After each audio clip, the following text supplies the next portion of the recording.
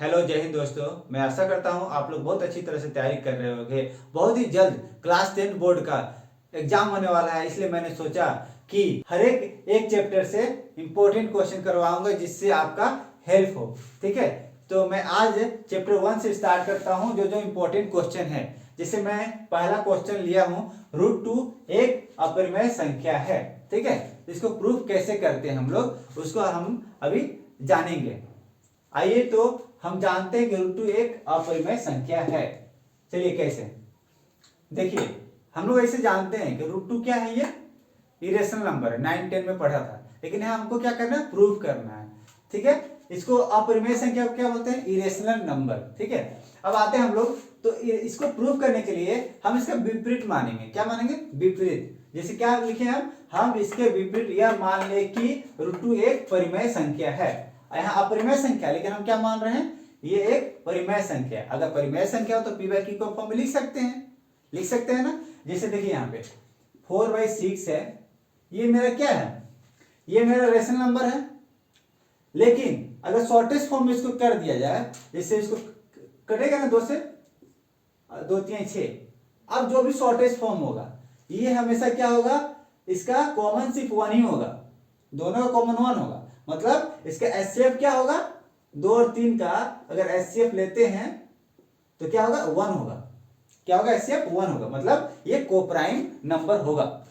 अगर कोई भी रेशनल नंबर का शॉर्टेस्ट फॉर्म लेते हैं और उसका एचसीएफ लेते हैं तो 1 आता है, मतलब वो क्या हो गया, शॉर्टेस्ट फॉर्म जो नंबर है वो क्या है, कोप्राइम नंबर है। ठीक है, तो यहाँ पे हम जो लिए हैं √2 = a/b कोप्राइम नंबर है। ठीक है, ये शॉर्टेस्ट फॉर्म, मतलब एक के अतिरिक्त और कोई भी कॉमन फैक्टर नहीं होना चाहिए, मतलब उभयनिष्ठ नहीं होना चाहिए, एक के अतिरिक्त उभयनिष्ठ नहीं होना चाहिए। जैसे यहाँ पे देखिए, यहाँ पे 2 × 2 लिख सकते हैं, 4 को 2 × 3 सिर्फ तो लिख सकते थे, लेकिन देखिए यहाँ कॉमन हो जाता है एक के अतिरिक्त, एक तो इंटू कर सकते हैं यहाँ पे, एक के अतिरिक्त कॉमन हो जाए 2, ये तो कट जाएगा शॉर्टेस्ट फॉर्म में।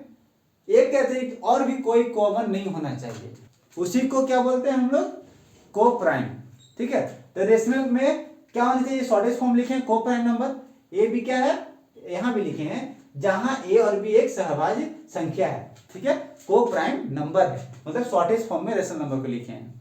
यहां पर अब देखिए, अब यहां हम देखें कि ये क्या है, कोप्राइम नंबर, मतलब आगे भी हम अगर चलते जाएं तो क्या होना चाहिए, कोई भी फैक्टर नहीं आना चाहिए।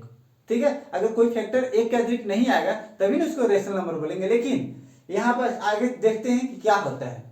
देखिए, अतः जो यहां पे लिखे हैं इसको बी को यहां ले जा सकते हैं ना, तो b √2 = a। ठीक है, इसको इक्वेशन 1 मान लिए। क्या मान लिए, इसको इक्वेशन 1 मान लिए। अब दोनों पक्षों को क्या करना है, वर्क करना है और उसको पूर्ण व्यवस्थित करना, मतलब अरेंज करना है। ठीक है, अब देखिए यहाँ पे इसको स्क्वायर करके वर्क करना है ना, स्क्वायर, तो इसको स्क्वायर किए, यहाँ स्क्वायर किए, तो b का b² हो गया, √2 का स्क्वायर करेंगे 2 होगा, और a²। अब ये जो बच गया, यहां पे देखते हैं, देखिए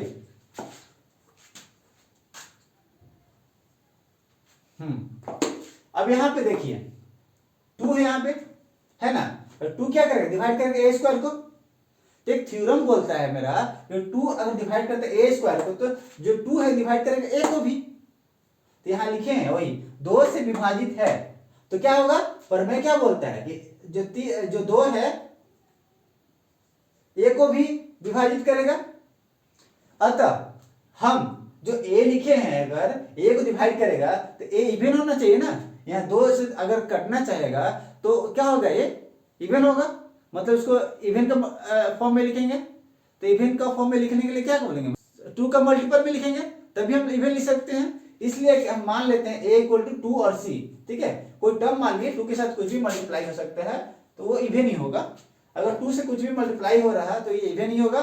तो अगर ये इवन होगा तो 2 से डिवाइड होगा कि नहीं होगा, तो वही a = 2c मान लेते हैं। ठीक है, लिख सकते हैं, जहां c क्या है, पूर्णांक है, c के पूर्णांक है। ठीक है, पूर्णांक में इंटीजर है, कुछ भी ले सकते हैं, 2 3 4 5 6 कुछ भी ले, a का वैल्यू क्या होगा, इवन होगा। अगर इवन है तो 2 से डिवाइड होगा कि नहीं होगा।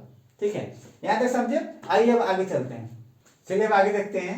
अगर तो a का वैल्यू हम जो माने थे a = 2c, वो क्या करेंगे, पुट करेंगे इक्वेशन 1 में जो माने थे। ठीक है, तो पुट करने के बाद क्या आ जाएगा 2b² इक्वल टू, यहीं पे a था 2c, उसको स्क्वायर करें तो 4c² हुआ। ठीक है, अगर 2 से कट गया 2 2 जा 4, तो यहाँ पे अब बचा क्या b² इक्वल टू 2c²। फिर हम दोबारा देखते हैं, क्या देखते हैं कि 2 क्या होगा b² को विभाजित करता है। मतलब अगर ये करता था, प्रमेय मेरा क्या बोलता है, थ्योरम क्या बोलता है कि 2 अगर b² को डिवाइड करता है तो 2 b को भी डिवाइड करेगा। तो यही लिखे हैं, प्रमेय के द्वारा हम कह सकते हैं कि 2 b को भी विभाजित करेगा। ठीक है, यह होगा। अतः ए बी कम से कम एक अवैनिष्ट गुणनखंड 2 है।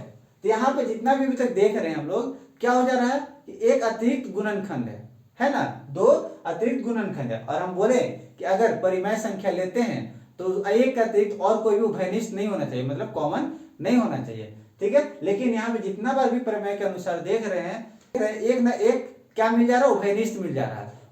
तो इसी से तो इससे क्या होता है, इस तथ्य का विरोधाभास प्राप्त होता है कि एक से अतिरिक्त उभयनिष्ठ मिल जा रहा है। हम लिख सकते हैं ना, इस तथ्य का विरोधाभास प्राप्त होता है कि ए और बी में एक से अतिरिक्त कोई उभयनिष्ठ गुणनखंड नहीं है, कोई उभयनिष्ठ गुणनखंड नहीं है। इसलिए हमने एक त्रुटिपूर्ण कल्पना कर ली है। जो माने हैं कि √2 एक रेशनल नंबर है, मतलब परिमेय संख्या है, वो क्या है, त्रुटिपूर्ण कल्पना है। इसलिए वो क्या है, अतः हम निष्कर्ष निकाल सकते हैं कि जो मैं √2 था एक अपरिमेय संख्या है, मतलब इरेशनल नंबर है।